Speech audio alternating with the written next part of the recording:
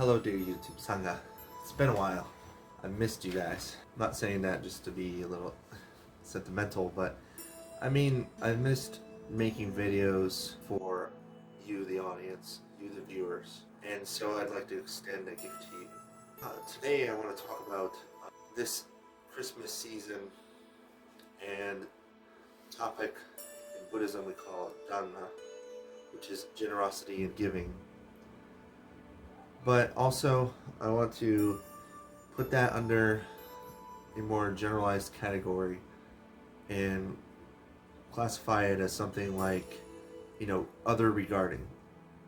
Thinking about giving to others, having a community, having a greater Sangha, as it were, in the Buddhist sense. My thoughts right now are on various ways that Christmas it essentially compels people to give gifts. And in Buddhism, that is a very positive thing. To give to people and to extend your well wishes and, the goodwill towards men and all that stuff. That is essentially what Buddhism proffers. It's what we want to engender and embody in our everyday language, not just for one moment in time, not just for one season or holiday or week or month or however long, but for our whole lives.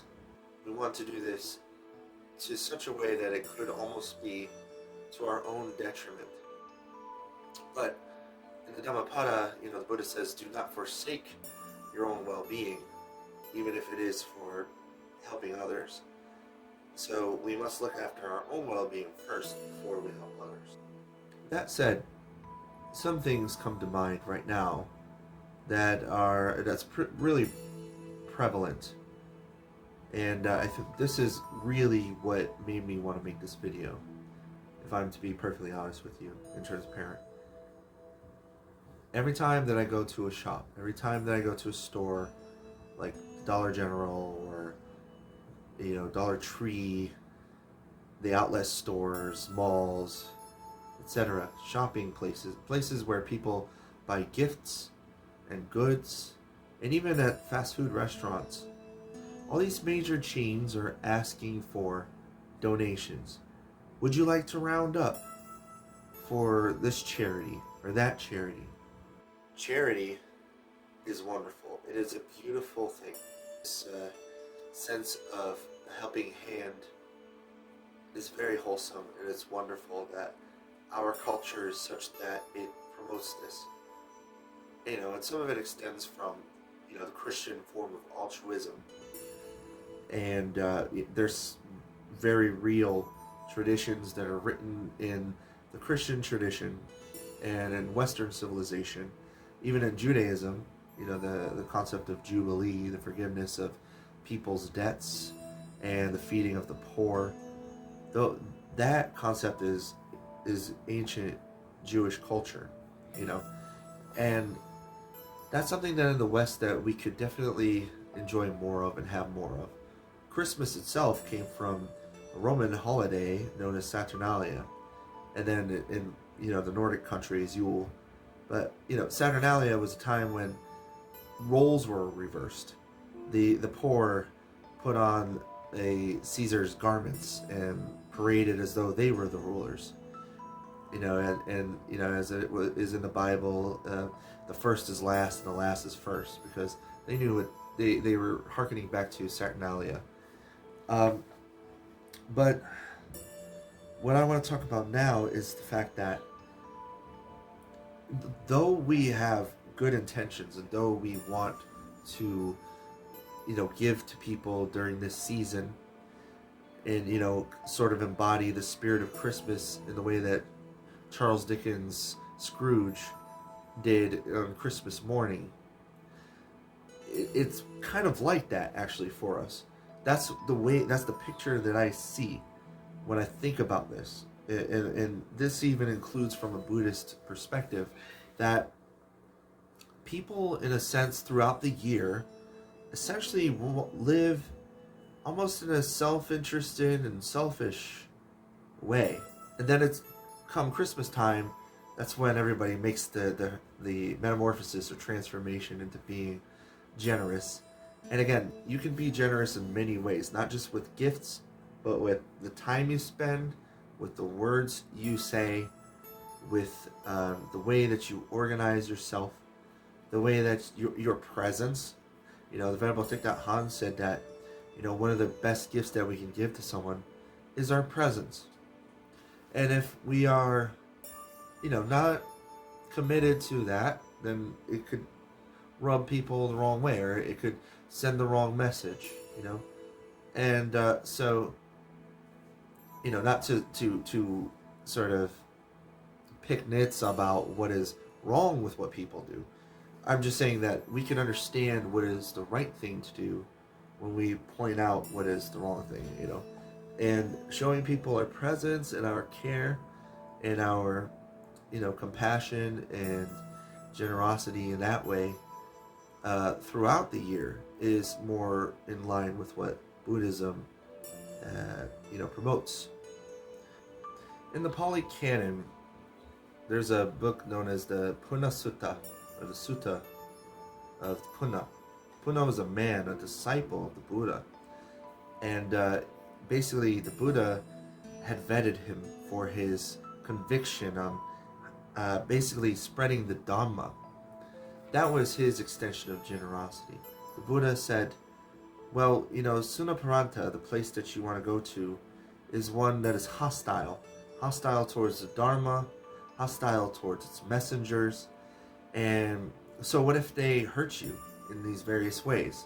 It goes in a sort of hierarchy or gradient of, intensifying torment until finally death. And each time Punna answered and replied, I will be grateful that, if the Buddha would ask, what if they slashed you? And Punna would say, I would be grateful that they didn't stab me. And he'd say, well, what if they stabbed you? I'd be grateful that they didn't bludgeon me to death, and so on and so forth. And the Buddha challenged him each time, and Punna always responded with something that was more or less receptive to what he was receiving. So my point there is that when we are engaging in this sort of issue, when it comes to devoting ourselves to generosity, devoting ourselves to living in a troublesome society, to spreading good and wholesome news and teachings, we have to be prepared for what's to come. We have to be prepared for an assailant who would want to do us harm. And so that is kind of leads into the next point that I want to make, that when we want to extend our generosity, we do not expect anything in return, but we do it for the very sake and its own sake, that it's wholesome. Of course, we don't forsake our own well-being. We don't forsake our own welfare, when we want to commit to something. And so I understand when someone has an issue with committing to generosity at a certain point in their time, committing to a certain commitment in general. If there's something that's going on, then of course we want to address that. But I want to make a final point, and that is when we talk about, in this milieu of there being all these charities and trying to help people in need, we have this sort of sense that there are people that are in need. We have a sense that, the system is not working for others, especially the precarious, especially, let's say, children. I know children in my life right now who are missing their parents. They have been orphaned. They're unsheltered. They had to move to some other location. That's those are unfortunate events. They do weigh on me as someone in my field, and but what I want to say is that one thing that would definitely help way more than those charities and trying to do these GoFundMe accounts and all, these things cost money themselves, and they also cost us our time and resources. The thing that would help us more is to think about the bigger picture. The bigger picture has to do with policies, has to do with engaging in the public discourse, getting involved in the community, getting involved in civic engagement, directly affecting the discourse regarding these issues. That's the way that would be the more charitable thing. It would be the more big picture solution to these problems.